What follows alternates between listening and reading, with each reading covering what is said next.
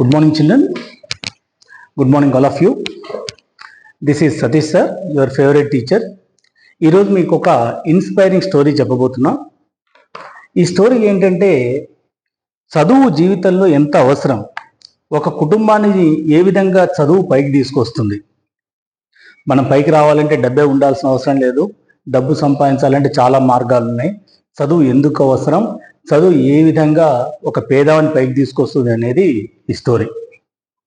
నేను వయసులో ఉన్నప్పుడు, అంటే యంగ్స్టర్గా ఉన్నప్పుడు, 20 సంవత్సరాలు 18 సంవత్సరాల వయసులోనే నాకు 2 చెల్లెళ్ళు. మాది ఖమ్మం జిల్లా. ఖమ్మం జిల్లాలో మా ఏరియా చుట్టుపక్కల ఎక్కువగా బ్రాహ్మణ కుటుంబాలు ఉండేవి. అందరూ ఉండేవాళ్ళు, బ్రాహ్మణులు ఎక్కువ ఉండేవాళ్ళు. ఒక పెద్దవాళ్ళు భార్యాభర్తలు ఇద్దరు ఉంటే, ఒక ఆయన గుళ్ళో పౌరోహిత్యం చేసేవాడు. వాళ్ళ పిల్లలు ఇద్దరు, మనవడు మనవరాలు ఇద్దరు కూడా మా ఇంటికి ట్యూషన్కి వచ్చేవాళ్ళు.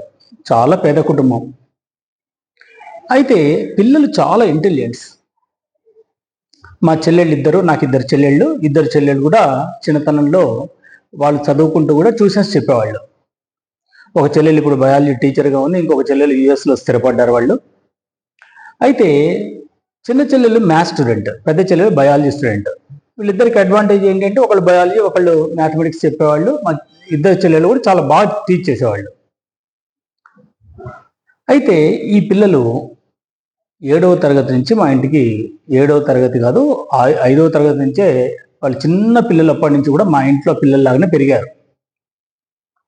అక్క అక్క అనుకుంటూ ఎక్కువగా మా ఇంట్లోనే ఉండేవాళ్ళు. పిల్లలు చదువుకుంటూ, తర్వాత వాళ్ళది 10వ తరగతి అయిపోయింది. ఇంటర్మీడియట్ చదివేటప్పటి నుంచి వాళ్ళు టచ్లో లేరు. ఎందుకంటే నేను హైదరాబాద్ వచ్చేసా, చెల్లెళ్ళకి పెళ్ళిళ్ళు అయిపోయాయి, వాళ్ళు పెద్దవాళ్ళు అయిపోయారు, ఎవరి దాంట్లో వాళ్ళు సెటిల్ అయిపోయాం. అన్ఎక్స్పెక్టెడ్గా ఒక 20 సంవత్సరాల తర్వాత రీసెంట్గా ఒక కాల్ వచ్చింది నాకు. ఈ కాల్ 25 సంవత్సరాలతో అన్నోన్ కాల్స్ జనరల్గా నేను లిఫ్ట్ చేయను. ఆ పిల్లవాడు మెసేజ్ పెట్టాడు, అన్నా please lift this call, I'm mister Praveen అని ఒక మెసేజ్ పెట్టాడు. పెడితే నాకు వెంటనే స్ట్రైక్ కాల, ఈ పిల్లవాడు ఎవరు ఏంటి అని. ఎందుకంటే నేను ఆ పిల్లవాడు టీచ్ చేయలేక, మా చెల్లెళ్ళు టీచ్ చేసేవాళ్ళు. అయితే ఆ పిల్లవాడు ఫోన్ చేసి ఆంటీ నెంబర్ ఇవ్వన్న. ఆంటీ అంటే మా అమ్మగారి నెంబర్ ఇవ్వు అంటే మా అమ్మగారి నెంబర్ ఇచ్చా. ఫోన్ చేసి, ఆంటీ నేను ఇక్కడ మణికొండలో ఇల్లు కట్టుకున్నా, 2 కోట్ల రూపాయలతోటి నేను ఒక ఇల్లు కట్టుకున్నా, గృహప్రవేశానికి మీరు ఖచ్చితంగా రావాలి, మా అమ్మ నాన్న బాగా గుర్తు చేస్తున్నారు మిమ్మల్ని అని ఆ పిల్లవాడు కాల్ చేశాడు. అయితే మా ఇంట్లో ఒక చిన్న డిస్కషన్ జరిగింది. ఎవరు ప్రవీణ్ ఏంటి అని మాట్లాడుకుంటున్నప్పుడు, అరే పిల్లవాడు 2 కోట్లు పెట్టి ఇల్లు కట్టుకున్నాడట, వాళ్ళ చెల్లెలు కూడా పక్కనే ఇల్లు కొనుక్కుందట, ఇద్దరు బాగా స్థిరపడ్డారు, ఈ పిల్లవాడు 6 నెలలకు ఒకసారి కంపెనీ పని మీద యుఎస్ వెళ్తున్నాడట, తల్లిదండ్రులను బాగా చూసుకుంటున్నారట అని మా అమ్మ, ఆమె సంతోషం ఏంటంటే సొంత పిల్లలు ఎట్లా పైకి వస్తే సంతోషపడ్డారో అట్లా పడుతుంది. ఇది మా చెల్లెలకి ఒకసారి కాల్ చేసి, ఇట్లా మా అమ్మ మా చెల్లెలకి కాల్ చేసి, అమెరికాలో ఉన్న మా చెల్లెలకి కాల్ చేసి, ఇట్లా పిల్లవాడు ఫోన్ చేశాడు, ఇల్లు కట్టుకున్నాడట, గృహప్రవేశం అని.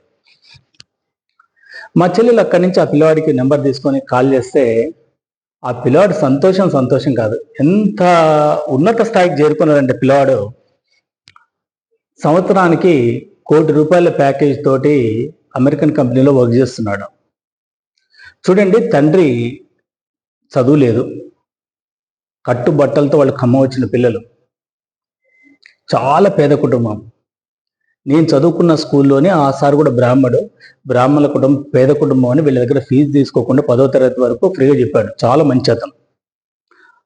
అయితే చూడండి, ఆ పిల్లలు చదువుకొని అత్యున్నత స్థాయికి వచ్చి, వాళ్ళ చెల్లెలు కూడా ఈరోజు అదే స్థాయిలో, 2 పిల్లలు వాళ్ళ పెళ్ళిళ్ళకి వెళ్ళాం.